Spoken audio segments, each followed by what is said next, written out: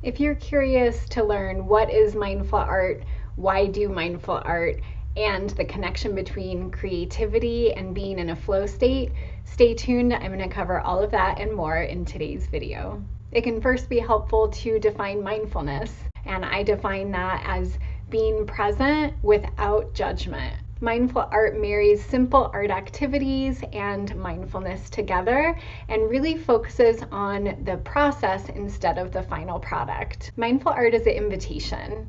It invites us to make marks and create and play in a non-judgmental way and being really present to just seeing how we want to express ourselves creatively, to follow our creative impulses, and what I love to always say, to quote unquote collaborate with chance.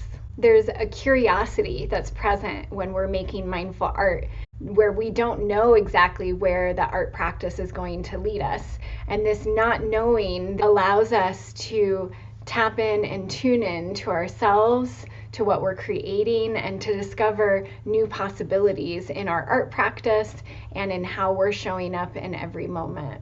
Similar to a meditation practice or when we're exploring expressive arts, mindful art encourages us to notice our breath, any thoughts or sensations, any emotions that may arise in us as we're creating the marks. And oftentimes, many people, when they make mindful art, experience being in a flow state. Being in a flow state was coined by two psychologists, and it essentially is when you're able to really focus in a way where you feel creatively lit up by that process. Oftentimes, it feels easier for you, but you still have some challenge involved. So it's something that's not so easy that you're bored and checked out, and something that's not so hard that you're not able to get into a good flow. Mindful art is essentially a creative form of mindful meditation. You don't need to have meditation experience. You don't need to have previous art experience to do any of these activities. Many of my students have found mindful art activities much easier than, let's say, sitting on a meditation cushion, and that it reflects back this mirror so we can really see what's coming up for us in this moment. So these practices tend to go much deeper than if you were simply painting or drawing, even though that will sometimes get you automatically into a flow state. Oftentimes in my mindful art activities or classes, there's deeper insights that can come from writing prompts or from ways to look at what we've created and make additional meaning that's personal to us about what we created. And it's important to note that mindful art is not art therapy, even though many people do experience a therapeutic benefit from making mindful art activities. Majority of my offerings, whether activities here on YouTube or classes or teacher trainings on my website, all incorporate mindful expressive arts. And expressive arts are simple explorations of multiple art forms. So that might include imagery or collage, perhaps drawing or painting, maybe incorporating writing or gestures or sound. So having the multiple ways that you can create threaded in with our mindfulness practice. So why do mindful art? What are the benefits of mindful art activities? Mindful art activities are really simple. You don't need a lot of previous art or meditation experience. It can be a fun way to dive right into creating. Because we have that focus on the process and not the final product, as well as on incorporating mindfulness and having that non-judgmental awareness, it can feel really good to create without having that pressure, that external or internal pressure to do it right or create a masterpiece, right?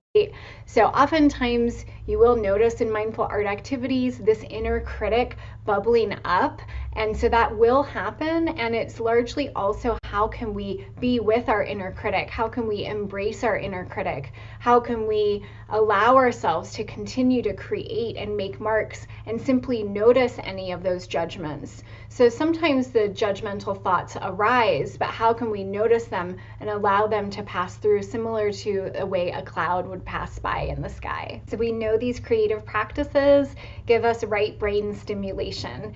We also know that that can help us to calm our mind and our body.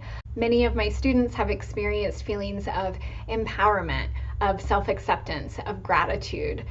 And we know that gratitude and some of these other feelings can help release dopamine and serotonin in our brains, which can help elevate our moods. So all of this, again, is as a result of focusing on creating without judgment, on giving ourselves a safe container to express whatever needs to be expressed. And oftentimes those self-reflection questions or writing prompts can just help us give more clarity into our life, help us to have a deeper understanding of what might be happening for us in the moment. It's also a fun way, if you have a creative practice, to spark some new life into your art making. It's a way, if you've been wanting to explore meditation but have never been able to sit on the cushion, that you can do it in a more accessible way. Probably something I love most about mindful art activities is creating in community. So doing these art practices, whether that's in person or with online workshops or doing live calls on Zoom, having a way that we can create and connect with each other, to be seen and heard, to have that expression completely and fully embraced, is such a gift. And it's one of my favorite things about mindful art activities and why I love teaching so much. Another benefit of mindful art that I share specifically are 5-minute mindful art activities. So these are really simple practices that you can do with very little art supplies, very little time. And I find that it's the easiest way to step into that combination of mindfulness and art, or meditation and de-stressing with art making, at any time, almost anywhere. And it just makes it really accessible for us to continue our own creative journey and practice. Please like this video if anything resonated with you. I'm going to be making another video about the myths of mindful art and the differences between mindful art and art therapy. So if you're interested in these topics, please definitely subscribe and hit that bell notification so you'll know when our next videos come out. And if you're ready to dive into another video, you can check out one of these below.